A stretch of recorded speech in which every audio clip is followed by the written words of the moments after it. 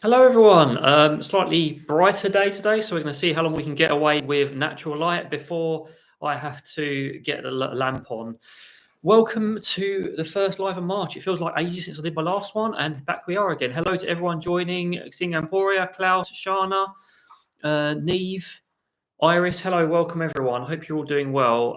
Today's topic is going to be sort of one broad topic, and then the usual questions, getting birds out, talking about whatever you guys want to talk about.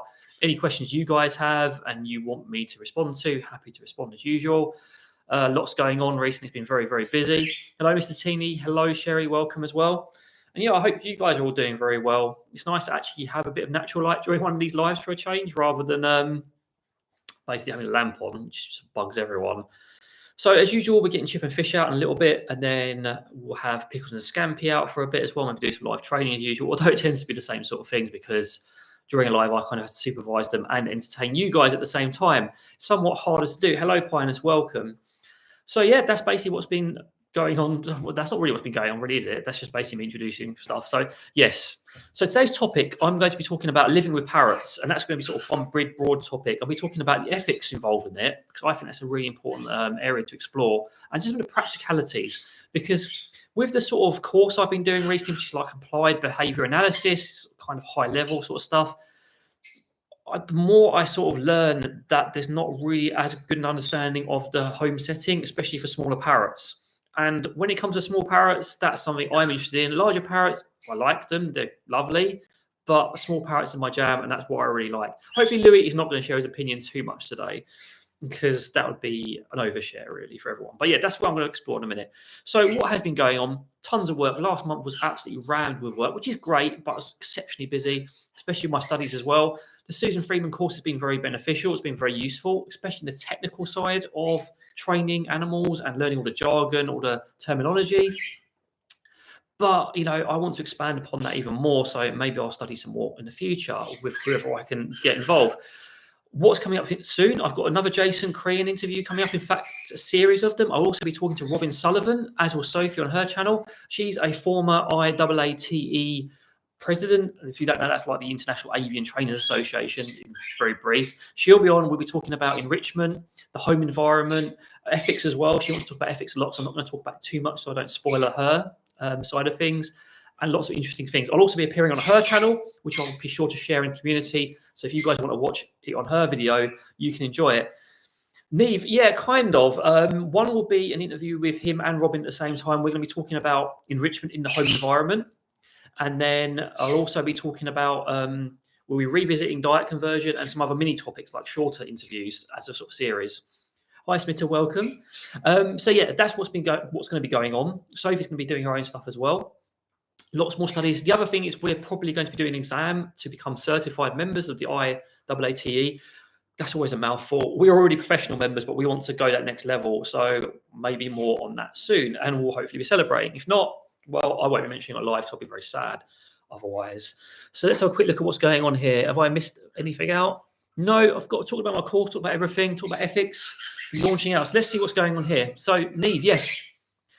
Sophie will be doing an interview with Hillary. I won't be. So I haven't really approached her or talked to her, but she will be talking to Hillary there, and she has a lot of interesting things to say. Welcome, Parrots and Wills. Hello, nice to join us.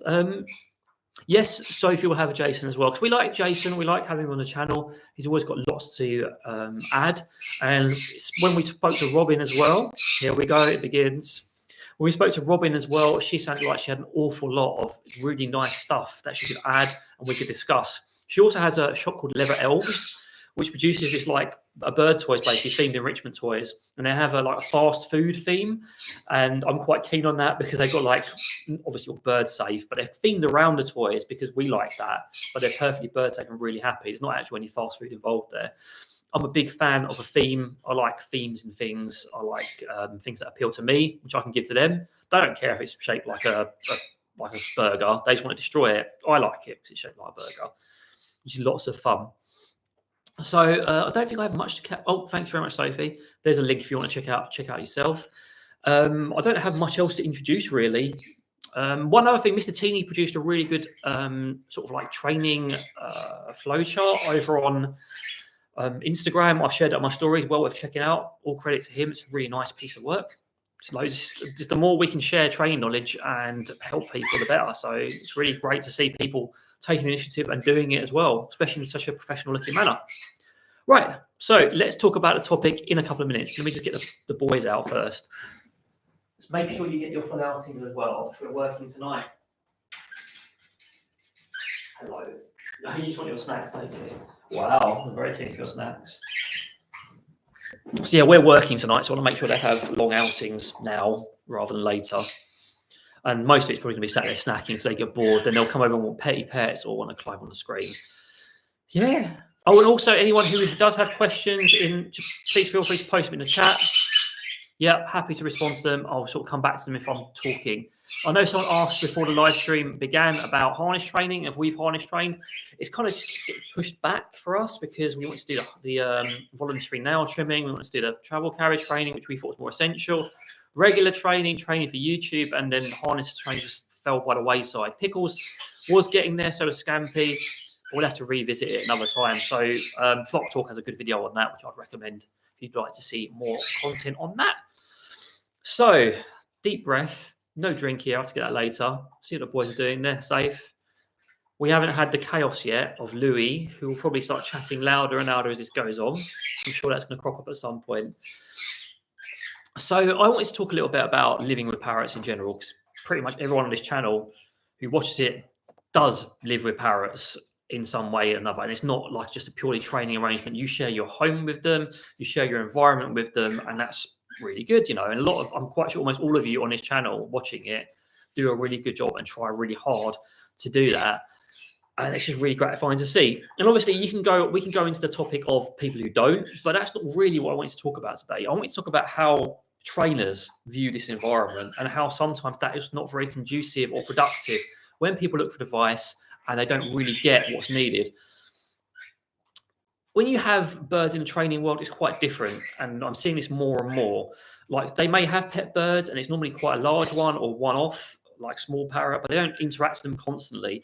And how to not get jumbles? Let's try and do this in a logical order. So these people will interact with parrots every day. They're exceptionally experienced. They have a lot of knowledge. They're very, very good at their jobs.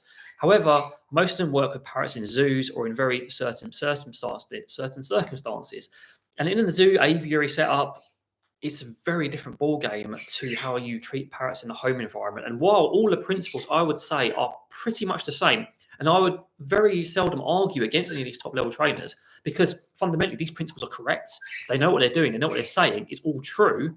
And it's the first port of call when you're listening to them.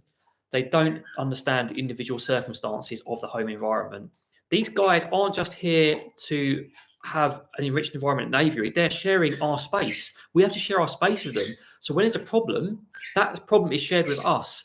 You can't use the same approaches you would if you do it as you would in aviary. So say, for example, in aviary, you're a zoo trainer, you go to the aviary and you've got your macaw working in there, you do your target training, you do your maintenance, and it's got that whole aviary. That's its environment. That's cool. If it doesn't really like you, you can do some essential training with it. You can use some approaches through protected contact once a day. That bird's quality of life isn't going to suffer even a tiny little bit because it's got that environment. It's not shared apart from other birds potentially. And if it chooses not to engage, it can just move away. Awesome. You don't really have that in the home because it is shared with you. So if your bird has a problem due to past, due to something you've done, whatever, that environment's shared and you can't use the same approaches. You can use many of the same approaches, but not all of them. For example, one of the favorites I keep seeing people say is when you're bonding with a bird, especially a bird that has issues or maybe is angry at you, is biting constantly, that sort of thing. The best way to bond is drop a treat and then carry on walking. Now, it's fine. It's great. If it works, it works. It's a really good technique to use. It's a good way of positively linking yourself without scaring that bird. But then what happens if that doesn't work? What happens if if that bird's quality of life is suffering because it's not coming out because you're doing so much protected contact training, which in an aviary is perfect. You can do that as much as you want for as long as you need. In the home, that bird, it needs to come out. It needs its enrichment. It's not that cage is just part of its environment. It's not the whole environment. So it needs to come out. So what would you do then? And this is where I feel some of these techniques fall short and where the individuality has to come in, especially when it comes to biting, because a lot of the trainers I hear say biting is already reinforced the moment it happens. technically true again as well. Again, you can't see much argument here. But then they say, once you've been bitten, it's done. So what are people supposed to do? There's no advice there. There's literally no advice at that point. And that's where me and Sophie are trying to fill that gap and trying to sort of broaden things. And again, the advice is correct. Study precursors, avoid being bitten in the first place. Make sure you're positively linked, give them your bird space. All of that is 100% true. But what do people do when none of that works, or when you're dealing with a small parrot whose precursors are even harder to read, or if that person's not very experienced? They still need help too. You can't just say become a better trainer. It's true they need to be, but they need something to do. And that's where I find it's quite difficult. And something I find frustrating when I'm discussing this with some other trainers. There's a lot of trainers I talk to who are actually awesome. And I talk to them and they have to have discussions on this topic. And I'm going to be going into this a lot more detail when I talk to Robin on her channel, especially about negative reinforcement, which is a big taboo at the moment in the training world. It's like you use negative reinforcement, you're like evil itself, and it's very short-sighted and very foolish. And yeah, that's most of it. I mean, have I missed anything here? So, oh yeah, that's one thing I want to mention. There's a sort of general guideline which is used, which is called LEMA, which is least intrusive, minimally aversive. And again, that's a great acronym, very true. Least intrusive. Thank you, Pickles. Thank you. Okay. Least intrusive, minimally aversive, 100% agree. But what is least intrusive, and what is ethically correct in the house, in the home where that bird needs to come out, and then you're being advised to leave it in that cage all the time? It's like the extreme that you have on the other side of things, where people can't be bothered and it's just everything falls apart. It's very sad. I want to improve the quality of life for everyone. I don't think top level training should be restricted to top levels and people with big parrots who can afford lots of money and throw hundreds of pounds or dollars at people. I want it to be accessible to everyone. And I want to, Susan has a very good expression called cultural fog, which is like, the myths and the sort of fallacies that are perpetrated in across everyone. I want to blast that away. All I have is me and Sophie have little flashlights, and we're trying to lead people to a hopefully we think a better path. Susan has a big lighthouse at the top, but obviously up there you can't really see what's going on down the bottom. And then we're just using this little flashlight. We need like a wind blower or like a hurricane to sweep it away, and we just don't have that ability. So we're just doing the best we can. And that was quite a stream of consciousness. I hope a lot of what I just said made sense. If you have any questions about what I discussed, or anything you'd like me to clarify about any of that I just said, or if you disagree with me, I'm happy to hear that as well, because I've had a couple of very educational discussions with people talking about this topic. And again, I fundamentally agree with all of it. All these approaches are correct. It's just when it's not adapted and when people are so inflexible that I have a problem. As someone who's a former academic in a different field, I find it very, very irritating when people aren't open to discussion, won't prove their points, will not engage with the other side. And it's just literally like, you're wrong. I don't like that, because ultimately a lot of this training theory is theory, and by theory I mean proven theory, where you've got some application of it, but it needs still theory. It needs to be properly verified. Oh, that was a big lot of talk. Do I miss anything? No, that was basically most of my topic. Training isn't black and white in practice. No, it's very much shades of grey. You have your black at the bottom. You have your whatever way you want to put it, black, white, whatever. You have your side, one side and the other, and then you've got that middle ground. And that middle ground is where all the training happens. You go to one. You see me talk about extremes all the time. You take any extreme and things go wrong. It's when you take an extreme viewpoint. In the training world at the moment, positive reinforcement only is the extreme. So you have at the bottom where it's just punishment all the time. And at the top, you have positive reinforcement only.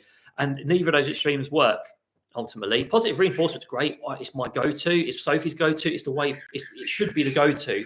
That and something called antecedent arrangement, which basically means setting things up for success before anything happens.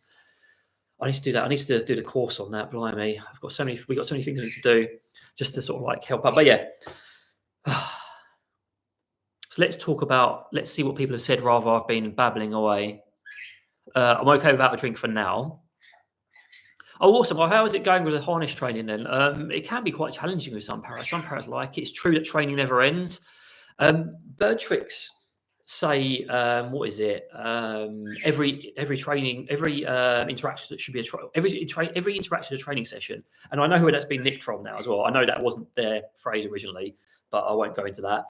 No, I prefer to see it as something different, something less formal, less strict. Because if you look at it that way, you're going to be stressing yourself out a lot of the time.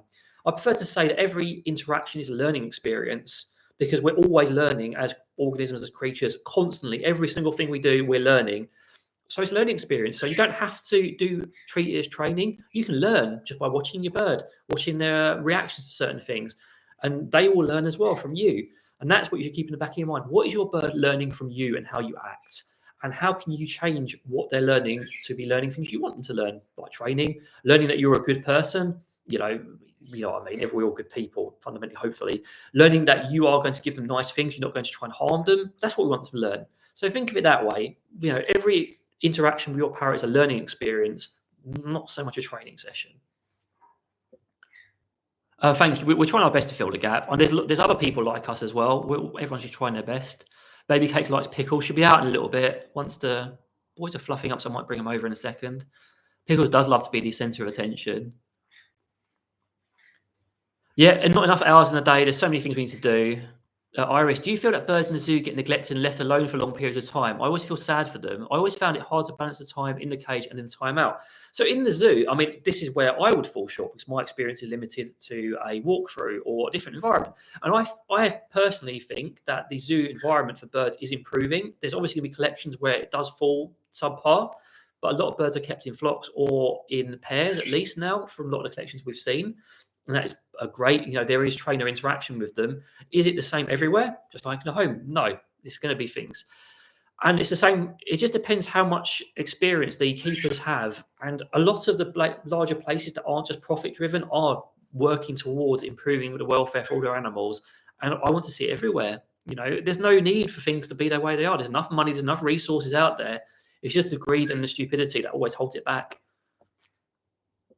I prefer the learning experience as well, Neve. When I started thinking about it, I was like, this is a much more productive way of doing it. Lessa, I'm a Montessori teacher, 3 6-year-old, and we say, follow the child. You and safety teams do the same for the flock, and love your approach. It's very genuine. Thank you very much. It's great that you teach kids. I used to teach as well, not little kids. Oh, actually, no, for a little while I did actually. Yeah, but it's cute teaching little ones, how enthusiastic they are. And also, one thing that's really important to mention about a lot of this higher level training theory as well, it is adapted from children with behavioural challenges and from special education. A lot of the theory behind it is from that area, and it's been transported over to animals. And that's where you'll see a lot of similarities. And for example, the least intrusive, minimally aversive is literally lifted straight from the book for schools into the animal training world. And it's very useful. I think a lot of the approaches, if we can start treating our animals, and I don't mean this in an anthropomorphic way before someone trips me up on it, treating our animals a little bit more respectfully like we treat our children, then we'll see a lot more progress. So what have we got here? Fish, let's bring Fish over. Do you want to come over? You do, hello. Hello. You're going to bark at everyone. What about you, Chip? Do you want to come over? I'm not sure. Big step up. I'll take a bit break from talking so these little guys can say hello to everyone. Hello. What are you doing? Hello. You big boy. I haven't got any treats. Do you want a sunflower? So they've got some out for them. So I put your snacks in. You don't want it? Oh, you don't want it. You want to scream at the birds outside? Well, if you want to do that, that's fine by me. Piner's Tales. I personally feel negative reinforcement isn't necessarily a bad thing, depending on what it is and how it's implemented. Quaffle learned if she bites my shoulder, she gets thrown off. She now doesn't bite the shoulder. She thinks about it if she wants to stay on first. So again, negative reinforcement is a bit of a taboo right now. But the problem is, most of the examples of negative reinforcement that I am shown or that I have studied recently from various places, by the way, showed extremes. When you're using an extreme aversive, when that bird is pushed to the point of being really scared, and at that point, it's going to be trouble, because that bird is going to associate you or that thing with bad things. It's not the correct use of negative reinforcement, totally. But when you're doing desensitization training, when you're stopping the approach of that item or fear or whatever before it even reaches that point, I don't necessarily harm, because it is minimally intrusive to achieve a goal. You're desensitizing that bird to something. I shouldn't be talking about, I'm supposed to be talking about Robin, but you're desensitizing that bird with minimal intrusivity. That's probably not a word. and you're not pushing it beyond that boundary. And also, the other thing to really keep in mind is we're constantly punishing and negatively reinforcing all the time in our interactions with each other and with our birds. We just want to be mindful of how we do it, and we don't want to be doing it in active training sessions. That's how the way I look at it. We want to be minimally aversive, and that's what I take from it. Mr. Teeny, I think the thought behind every interaction in a training session is that the bird learns from that interaction. It is easy to get into bad habits. That is totally true. However, if you see it in that way, that every interaction is a training session, does that not put a lot of pressure on a human, especially if you haven't got much experience? You don't really see what they're trying to say there because it's been lifted from someone else. I find it less helpful. It's just learning interaction. Everything we do is a learning interaction. We're constantly learning. And that's something that's really been driven home to me in this course I've been doing. It's all learning. That's evolution. We're evolutionary. We are basically evolutionary creatures throughout our lifespans. Everything is learning in an evolutionary way.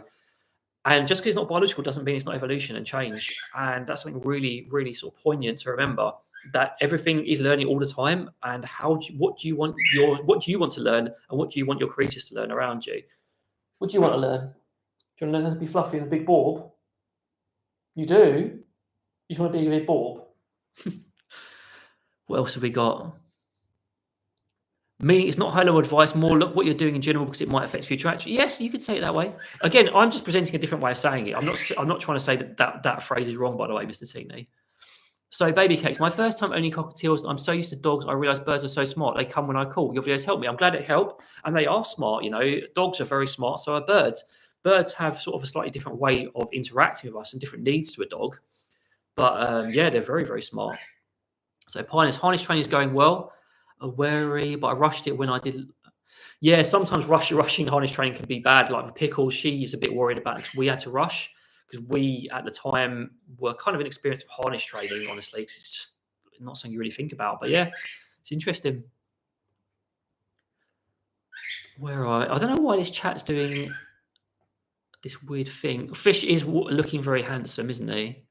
They are very good. As long as they get their snacks, at this sort of time of day, they're quite happy sitting normally. They're quite relaxed, so I just let them do what they want, as long as I can sort of see them and they're okay. There's no chaos today at the moment. These guys are just relaxed. Those guys have been quiet. I haven't made the mistake of giving Louis a straw today, so I'm quite glad. Yeah, probably chaos when Sophie does hers. So, Smither, best way to stop biting behaviour. So, like right at the start of this live stream, the best way to stop biting behaviour is to stop it before it happens. So arrange your things to stop it from happening. The more biting happens, the more likely it's going to occur. That part is definitely true, what a lot of top level people say. You want to find out what your bird's precursors are. Again, similar advice. But the other bit that is often left out is when your bird does bite, it's not reacting, reinforcing. So I don't necessarily agree with the fact that biting is fully self-reinforcing, because there's the ABC in it, which I'm not going to go into now, that behavior has to have consequence to be reinforcing. The consequence of a bite, for example, in a fear reaction, is you moving your hand away. The consequence of a bite for an attention-seeking reaction is someone yelling. And I noticed a lot of the jargon is about fear reactions, and there's not really to talk about other reactions. So you don't want to just do not want to react to it, because that's going to cause more trouble. What do you do after? You try a form of differential reinforcement, which I used to call LRS, but I found that it's not called that, and that was a bit of a boo-boo from a technical point, where you set your bird down somewhere neutral, then you disengage for a while, for a couple of seconds, and then you immediately give it a chance to earn a reinforcement through something simple like a target, something very easy. And what you're doing is you're extinguishing the biting behavior, because it's not really rewarding, but replacing it with something much more positive for your bird, which is getting something they want, a treat. And it's probably the least intrusive way of stopping biting once it started happening. Obviously, if it's really bad, then obviously you need to protect yourself, like I've had to do recently with Kipling, because we're not quite sure what's gone on there. But again, that's settling down very quickly due to simple training methods.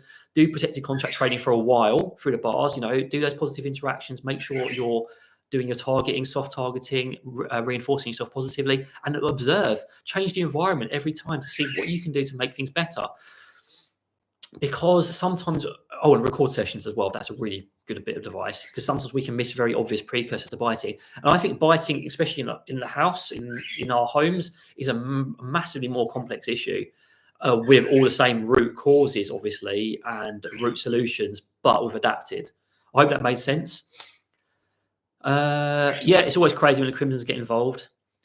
Pinus, you can't desensitize anyone or anything without mind discomfort. That's the trick. So you said minimally. Yeah, minimally. You don't want to push it beyond that point. And that's where you have to be sensible with your training. I'm glad the chip fish and chips noises are enjoying it. Would you like to see them? I could try. Clean up's going to be difficult because the problem is I've set up my laptop here, and then I can't give them a surface to do clean up. And if I start moving this laptop around, it's going to be trouble. I'm just wondering if there's any physical way I could do it. It's not exactly easy. I'd like if I could help my hand out, maybe. What do you think, Sophie? Is that even possible? She's like, I'm being quiet now. She's not going to respond.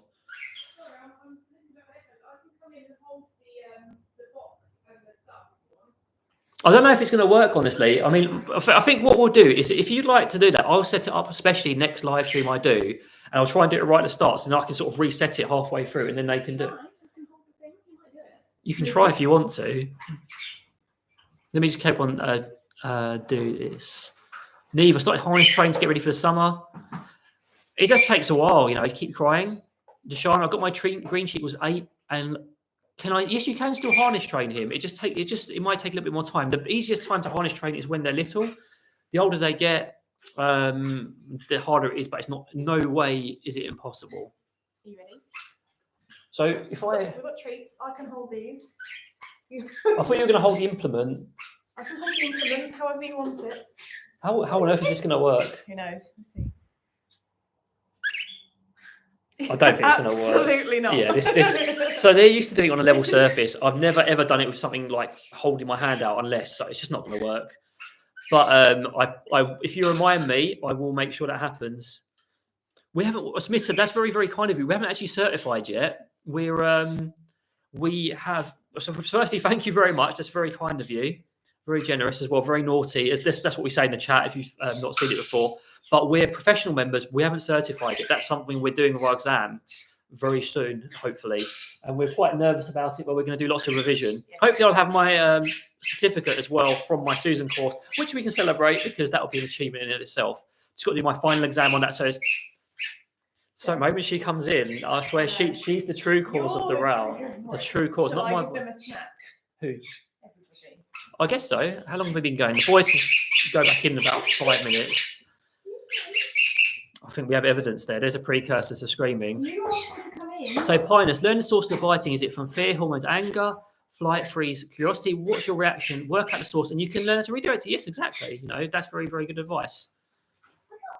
Bring on the crimsons. Yeah, Charlie would probably be okay coming out now with me, but I'm not going to risk it today because he's been doing so well with his recall as well. I don't know if you guys follow others of my updates. I started perch training him, and he'll train and fly there now. My hand, perfectly fine. It's really, really good. Oh yeah, and I'm trying to sort of reinforce him for saying he loves me as well a lot because he's cute, you know, and he does it an awful lot. Oh, blimey. Sandra, thank you very much as well. It's very, very kind. It won't let me like yours, so I'm just going to put a little like here. So thank you very much, Sandra. It's much appreciated as well. We really do appreciate it when you guys are so generous. It's very, very kind, and we just appreciate you guys for showing up. We say this every time. It's very, very much appreciated. Are they due in, you can give them a couple of minutes if you just want to. Oh, you want to? Well, I was going to put it in their bowls. So. Oh yeah, just pop them in now. Then they can have a minute or two, an extra few minutes later. Because we're working tonight, we're on quite a tight schedule. So it's this, then it's the naughties outings, then it's work and eating if we can fit it in, and then it's the actual concert. Oh my god! It's bedtime. It's bedtime, and then we have the whole cycle. Although I don't have much longer outings, thankfully, for them. Maybe not for me, especially with Kipling. I didn't say that. So Sandra, Dave's energy usually matches the birds he's with. My energy levels go up and down. I have a reasonable amount of energy today, so I actually slept, which is nice. It's a nice bonus to actually sleep. But thank you very much, Lesson More Voltron. Very, very cute emoji. Thank you. It's very. How do I? It's not even showing me a little emoji, so I put a little heart there. That's me there. Smitta, I don't know. Honestly, I've got a bit annoyed with the big tube, so to speak, recently. I don't know what they're playing at, and they're quite greedy. So we really appreciate you guys. And I think I can like it now. Why would you let me like it? Oh my god! Ooh, oh my goodness, I was not supposed to say that. Yes, sorry, back on track. So in a couple of minutes, I want to get these guys out. Any other questions, feel free. Thank you very much to Smitta. Thank you very much, Sandra. And thank you very much, Less and More Voltron. It's very kind of you. Much appreciated. It did show up. I don't know. I don't know what's going on with these darn things. Make sure that if they've given it 3 times, make sure they don't take it 3 times. Make sure it's only once. You're not gonna get robbed by them. So Sandra, thanks you for all the almost biting info. Went through a rough week with a female, and it was rough, so difficult not to react. It can be rough. It can be difficult, and here, because again, you can't escape your birds. They need to come out, and in having a rough patch, you need to work through it with them. I suppose another analogy I just thought of is commitment to a relationship. When you have a relationship and you're in love with that person, you want to be with them, you sail through those rough patches where one may be angry at work and you support them. It's exactly the same with your birds. They have a rough patch. I think it just happened again, Smitta. So be careful. It's not like just spamming it, and it's not unintentional. Make sure that you get it back if it's unintentional. We have to go through the rough patches with our birds and our relationships with them, support them through it, and then sail it through, because it's not always going to be smooth sailing. There are going to be difficulties, and we can only work through them, and that's what makes us committed bird owners. To committed to that relationship, that we don't just give up on them. We're not bird cheaters. We're not serial birders. We just stick with them and try and help them through.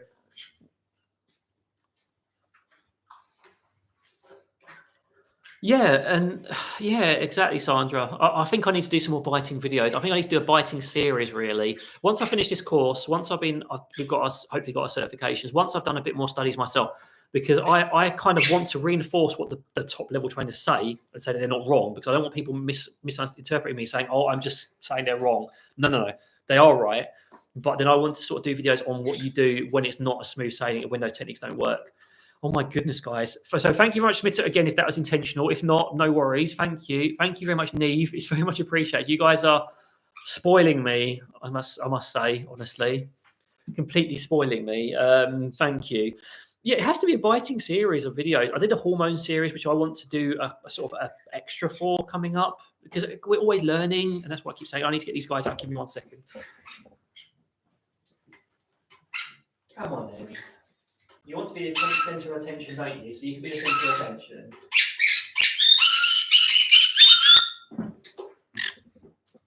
You can be the centre of attention. You're nibbling me. You're not having a treat to nibble me. See? Biting. Who's out there? Scampy's seeing something very scary outside. Very scary. Is it something naughty? Is it something naughty out there? Is there something naughty? What's going on? This isn't probably advisable, getting them overstimulated, but at least with these guys, I know that I'm not going to get bit, and that the borderline's a bit thicker with them. Just in case you think, why is he doing that?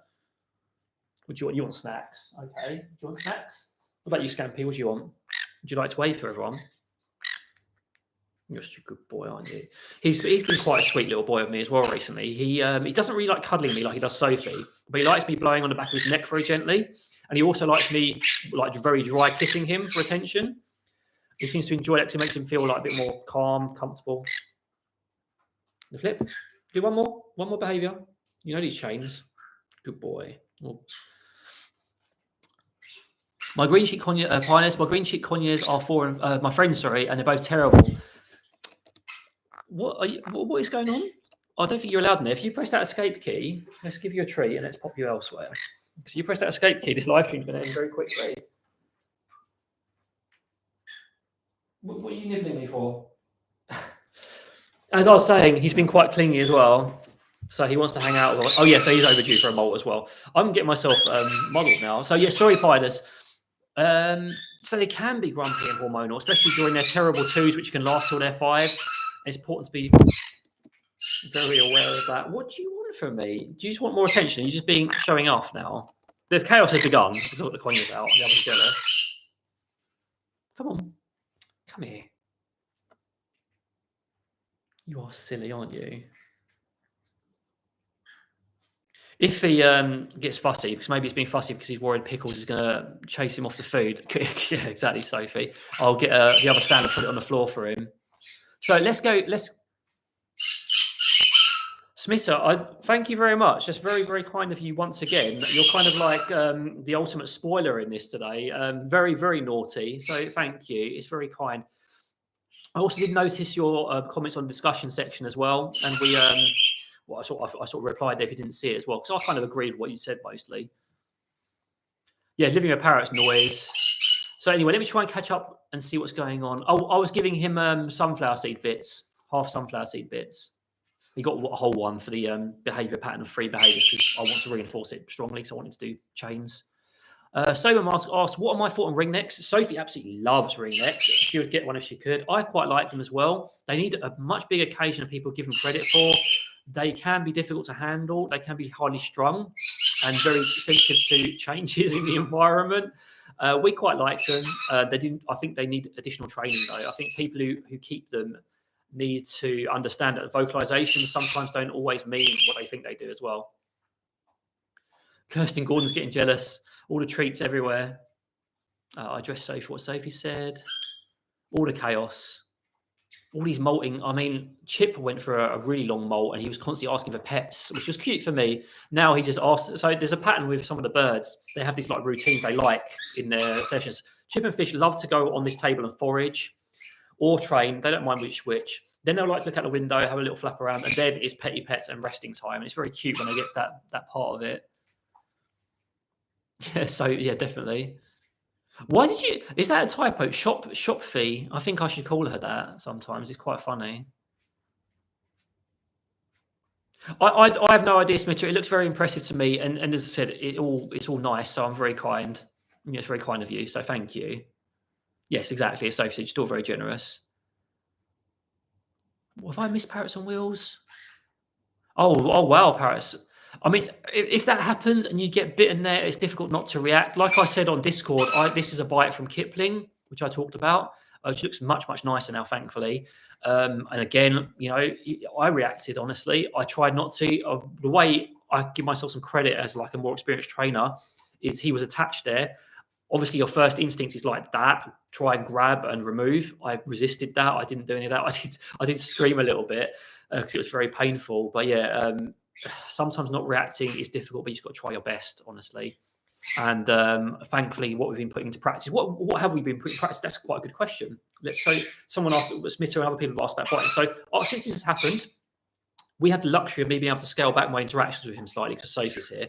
So I've scaled back my interactions with him, but I'm not like out of the room. I do protected contact training, soft targeting training through the bars.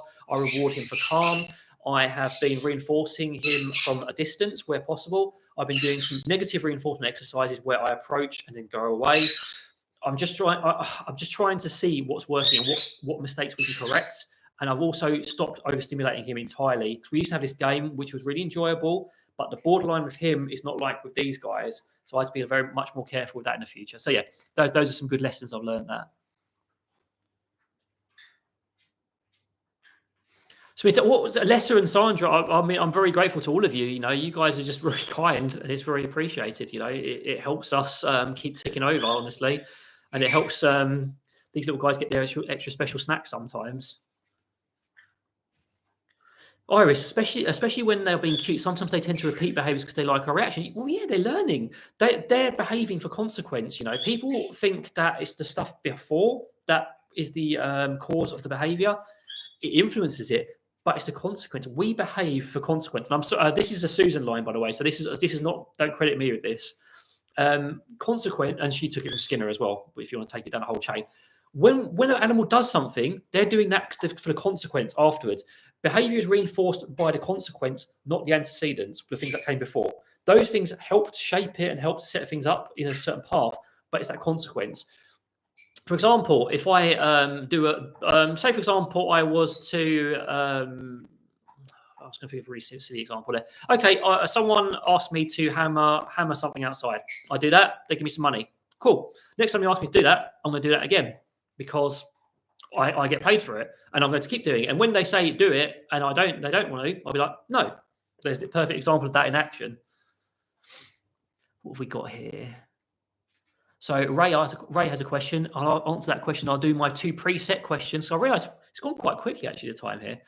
So, hi, I recently got a rehomed adult male cockatoo who wasn't tamed, let out of his cage. Should I be keeping my bird in a quiet place or in the family room to get used to everyone? So, if they've got a decent sized cage, and I'd put them where you want them to be. So, if they're going to be in that family room and that's going to be their place, pop them there. If they're going to be in the quieter room, that's going to be their place, put them there. And let them get used to everything in there. So, don't force the interactions, do some passive bonding. If they're a little bit more confident, try treating them through the bars, using that technique of dropping stuff in.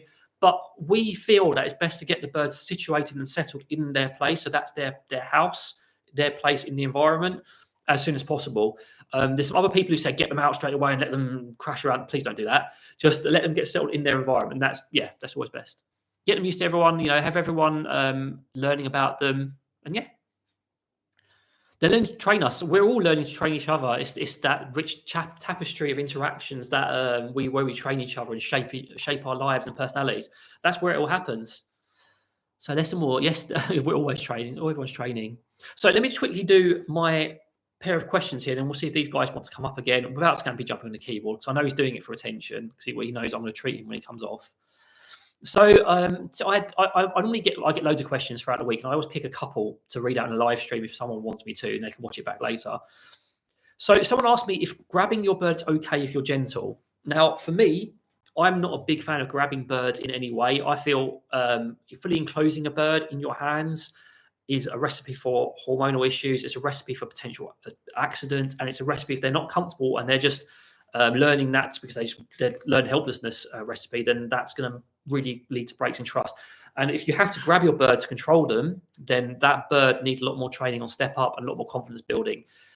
With Pickles, I have trained her to sit on these two fingers, which I could demonstrate. I'll see if I demonstrate it now. She's willing.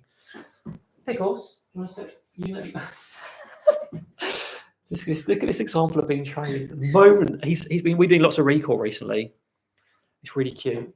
So are you going to do it? See that? So she doesn't want me to do it. So I'm going to try something up to the usual arrangement. Good girl. So with Pickles, that was consent-based. She said no. So I stood up in the usual environment. I don't know if you can see it in the background. And then I let her put her feet on me. So she's enclosed. I'm not directly grabbing her or putting any pressure on her, but I have more control of that situation. That's trained behaviour. That is the only way I'd recommend doing it, unless it's an absolute emergency or disaster. If you have, don't grab your bird. Honestly, I just don't see any need for it when they can step up voluntarily. They can do what I just did, where it's technically stepping up voluntarily. There's no need for any of it. Is there Scampy? No need at all. So the other question I had. So this kind of relates to Ray's question as well, actually. So how soon should I get my bird out of their cage? I've just got them and I want to do it right. So how soon should it depends on how they behave, really. How like for example in Ray's case, he's not tamed, he's not let out of his cage a lot. I would be more hesitant to get him out of the cage. I would maybe do some targeting, do some training in that cage first. Maybe just let him out onto the door or put your hand in there very still. Just let him get used to the environment. If your bird's like really sort of quite confident, and after a few days, you give it a try and see how things go. But generally, me and Sophie recommend target training and or step-up training be in place and confidently in place before a bird comes out. Obviously, like we talked, going back to the quality of life discussion, if that's not possible, then maybe you can make other arrangements, use a perch or whatever. But you want to have some ability to get a bird in and out without having to restrain or grab them, and you want them to be happy and comfortable in that environment, not fearful. So how long should I wait? It is how long is a piece of string. You should gauge it and just gauge it on your bird and make sure that sort of groundwork is laid beforehand. Hopefully that helps. I forget who else asked me that question. It was on Instagram. So what have we got here? Right, could you make an American-based Amazon store? So sadly, I don't think we can do that. It's quite complex and it's difficult. We can look into it again, but generally it's just not really. Hello, just popping up there. It's not something we can really do. If you have any sort of stuff you want us to recommend, quite happy to sort of help you out or suggest some good American-based stores. For example, you've got China Prairie or Buy a Bird Blends for food. You've got what's it called? Goodness, you've got the one we talked about, Leather Elves, and you've got Planet Pleasures. There's loads of good places you can buy from. I mean, it may not benefit us, but we want you to do well. Yeah, exactly. As Sophie said, it's weird, complex tax stuff, and we just, for the little we make from it, it's just not really worth it. But we're always happy to recommend stuff we like. Right, so that's all my preset stuff done. So I'm going to be live for another like 15-ish minutes. I'll probably have to make sure I come off promptly, like, yeah, 15-ish minutes. And any questions you want to stuff, anyone you want to discuss, happy to read out stuff. I can do a little bit of training with these guys if they fancy it, although they're quite happy flicking about. I managed to avoid using the lamp, and I'm hoping I can for this thing. So, and Rhonda's got a very good point, which I'm going to read out in a second as well. So, Pinus, I personally train Quaffle to lie on her back, on her hand, or to feel comfortable lying on a towel, purely for practice. Yeah, 100%.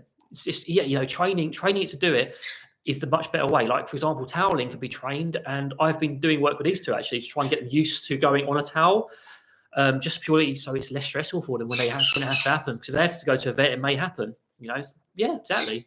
Rhonda, it's easy to grab a small bird. You wouldn't try it with a large bird. I treat my small bird like I do my large bird, and that is a really important point, which is why I sort of paused there. People grab small birds because it's easy to grab a small bird. They don't think they're going to get destroyed for it. No one would dare grab a macaw in the same way they'll grab a small bird to control it. Oh, my macaw doesn't want to go home. You know what? You know what happened then? Your hand would have one less digit on it. You know, it's just not going to happen. And it's very true that people just take liberties with their small parrots because they're small. And it's generally a rant of mine where small parrots are undervalued for their intelligence, everything. Treat them exactly like a big bird. Rhonda said it best. Treat your small parrot like a big bird and you'll do much better. And I'm not talking about you guys. I'm talking about in generality there. She doesn't want touching anyway. I wonder why though. Is it something to her past? You know, maybe there's one big event. Is it just her learning history? I mean, it's very interesting the way you see things. So, Singapore, in the future, would you guys get a hyacinth macaw? I love hyacinth macaws, only if we had our parrot rescue or a lot of land. In a home environment, no. I love my small birds a lot. It'll be too much work and it'll be too difficult. If we could give them a proper aviary, so they would have the environment I talked about in the zoo setting. Let me try to light. Maybe they're getting annoyed because it's darker. Wow. I look like Gordon Ramsay.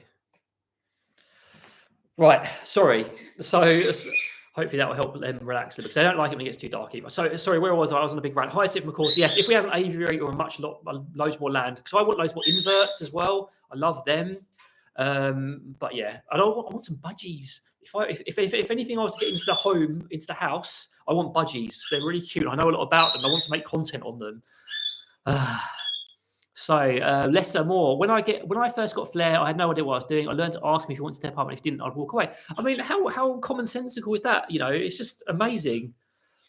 And I'm glad our videos help. But you know, you had that common sense approach because you took it from your teaching, and you were like, "Hang on, my bird. Why should I do things consent based on my bird? It's just sensible. It's great." What were the American food toy stores again? Look for as reputable ones. So China Prairie are really good. Bio Bird Blends are very good. Planet Pleasures is very good for toys. Don't forget to train him how to interact with these toys because he may not be experienced because he's dancing and talking loud. And then what was the other one? Oh my goodness. Oh yes, Lever Elves. Lever Elves is very good as well. So Jess, do you ever put the boredom breaker in a cage? So what is a boredom breaker? Am I just being really daft here? So Georgina, working on training 5-month-old Quaker, will take seeds from me but scared to my hand and bites me, trying to get her to step up on a stick before my finger, working with her in a cage. Very commonsensical. Have you done a treat hierarchy test, by the way, with your Quaker to see what her favourite treats are? Because there may be something more motivating that she likes more than what you're offering her. I think that treat motivation is such a massive factor, you know, diet and treat motivation. So the more motivated, the less likely you're going to get bitten. The stick, great idea. You train the step up behaviour onto a stick, transfer it onto a sleeved hand, and transfer it onto the hand. It's a really effective way of getting through it. Yeah, exactly. As Sophie said, right, just drop us a DM or on Instagram or whatever, and we can give you a little list. Neve, thank you very much for joining us. I hope your studies are going well. I know what it feels like at the moment, all the studying, so good luck with it. Welcome, Pamela. So Pinus, I have several people who grab their macaws like an ice cream or rugby ball, but again, it's a trained behaviour. Again, that's not what I'm having a sort of a crack at here. It's fine because that's trained. It's not just, you know, it's a very different thing. Really, what? See, for you, I don't know much about Pinus, so I'm going to have to talk to you if we get more complex Pinus case because I didn't know that. So it's something I've learned today. I never realised that was a thing specific to them. Sandra, that's not unusual at all. You know, fish and chip. Well, I've done it in emergency once in the last year, and they tolerated it. but they don't like it. I don't want to do it. You know, he's quite happy to step up on me, and I keep on reinforcing that behaviour as well, making sure that step up is nice and consistent by remembering to reinforce it. You want something to happen more often, reinforce it. The green cheek. This is what I like about green cheeks. Their personalities are so crazy. Like you've got such a difference in their personalities and their moods, and they're very engaging animals. I just really like them. Like cockatiels more, which I'm not ashamed to say, but I really like green cheeks. Sorry, Jess, I'm really not sure, honestly. Let me go back to your original question. So most of the time, if it's a training toy, I tend to leave it out, and I'll give them different foraging activities in the cage, like just a simple tray or maybe other activities. It does depend on an individual bird, how much space you have to play with. It really does vary an awful lot. I would use your best discretion. If they don't like it, then find something else and do something else with them in there. For example, we've been using like grasses for just random enrichment. Hello again, right? Are you getting bored now? Or was that Pickles being mean to you? Can you step up? No, you're not having a whole bag of treats. There you go. What a good boy. What's dangerous? Oh, him being on the keyboard. So Parrots was, what are your thoughts on small birds with bigger birds? Dangerous most of the time. Again, if you have a big environment, do you want one more treat? Do you want to do some more behaviours? I'll just cover that question in a second. One more time? One more time for me? You can get a whole one for this. Good boy. You're so smart, aren't you? Should we see if Pickles wants to come over? Then you can go over there. No? Yes? You're not finished eating. You just want to stay with me and Pickles. Yeah, I think it's dangerous. I mean, it depends on how you manage things and how closely supervised, but generally it can be very dangerous, and the amount of horror stories from it. So it should be approached with extreme caution, basically. You're getting very close to that end stream button, mister. You're not getting another treat for it because I'm not reinforcing you for this. Mate, do you want to go up there? You do. So now I can deal with you. If you come here, you can have this, and you can go over there. And then you can have a nut as well, because you're being generally a good boy today. Pickles! Woo! Yeah, I'm not the biggest fan. I mean, cats and birds is like the ultimate trigger for me. It's the worst. It's so much goes wrong. Dogs and birds, yeah, it can go wrong a lot, but it's not quite as bad. It varies, doesn't it? So I've got approximately 10 more minutes. So any other questions, now's the time. Any other topics you want to discuss, now's the time. Otherwise, oh, you want your nut, so you can do something for that. Sorry, let me just treat Scampy off camera, because I did promise him one. You can't, you can pick your own. Okay, you can have your own. So basically, I just was opening this to get him a treat. He flew over, picked his own, and then he's gone off to go and eat that. So you're happy. Pickles, I don't actually have any left for you. Oh, it's shameful, isn't it? See if there's anything in there. Is there anything there? I'll give you a hemp seed. There you go. You wouldn't have a hemp seed for being a good girl. Yeah, I like. Yeah, so Dangerous and Pickles. I just like having Pickles sat on my head as well. Just throwing that out there. It's just very cute, and it's very easy to get work done when she's sat up there. I've done something amusing recently. So I'm definitely part of the flock with Pickles, because she likes posturing and chatting and doing stuff on my desk. She hates the skateboard on my desk. I just leave it as an ornament now. She doesn't really do anything. And if I have to put my head next to her when she's chatting, and then she will feel more confident and she'll start attacking the skateboard, posturing at it. You know, when have you seen that video where the conures are having like, he's back, he's finished. Do you want to go down there? Is that what you want now? When the conures are having a little tussle, the baby conures between them. And it's basically kind of like that. It's quite funny. And this one gets involved as well. What are you doing? You're not allowed on there. What are you doing? Nice silly boy. Right, come on. You are so silly. I need to give him something lower value now. Yeah, sorry, Jess. Thank you. Yes. So that's yeah, fine. Generally better out. Sorry, I had a little Scampy moment there because he's being cheeky. Why are you eating it from my finger? Just take it. Yeah, he's really pushing his luck now. He knows I've accidentally reinforced it, and also he just wants to be involved, and it's really cute. Obviously, we don't have them out for work and stuff because it's not possible. But if I'm tippy tapping and doing stuff, emails, he'll be out, and then he'll want to be on the keyboard or near it, because I've got this on the table, and normally they'll be on the table with foraging activities and running around, and I'll be there, and he'll come over occasionally and sort of check in, but they'll be busy. Now that's not available, so he's just coming in and checking in constantly. Yes, thank you. Thank you very much for wiping your beak on the mouse pad. If you want to go above, I'll help you go above. Do you want to go? Do you want to say hello to everyone? Woo. You're so naughty. Look at this boy. Look how handsome he is. That big old conure eye. Woo. You are such a big boy, aren't you? Right, you're going to see Scampy's rump for a little while now, as he wanted to go up there apparently. You're beak wiping now as well.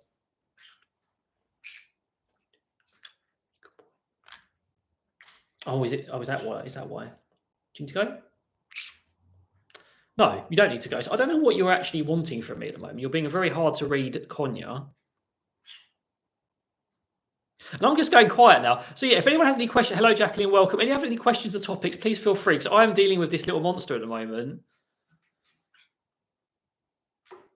I mean, that would be quite funny, especially if you get a mini Jenga Singamporia. That would be really awesome, like a mini Jenga set, because I imagine Chip would love that, especially with a bit of decence training. I've got loads of ideas for training. I've got loads of work things I need to do, loads of ideas for training. I need to get them all into place because they're going to make really nice educational videos. Right. Do you want this? Oh no, she's left me the wrong pot. It's Charlie's treats. You can have some of that. And you're going over here for the last 5 minutes. In fact, let me pop you back in. 1 second, guys. I'm going to pop these guys back in for the last 5 minutes so it's less chaotic. Good boy. It's so good going back to the cage as well. It's almost like a treat for you, isn't it? You should enjoy it. Whoops. Thank you. Good girl. Right. Because I know if I leave him out, it's going to keep on trying that keyboard trick. It's something I have to work on. I love conures as well. I love them all. They're very cute. Oh, who did a fabulous video on beak wiping? Yes, Sophie just released a video on beak wiping. It's worth checking out. It's very good. And yeah, definitely want to do that Jenga idea. It's like cool. I want to do the obstacle course I'm supposed to be doing with the boys. Thanks very much, Pines, for joining. Good luck with the editing. I need to do a load of filming and editing as well. I just don't have the time. I was like, oh my goodness. What can you do, eh? But yeah, good luck with the editing. It was nice to see you. Right, guys. Well, I mean, Singampore, we know how much Kipling likes you as well. And we know how that ends. I don't want this similar experience recently, although I reckon it'll probably be okay now. But we prefer to approach things quite cautiously because, yeah, I'd rather approach it cautiously, take it a bit slower.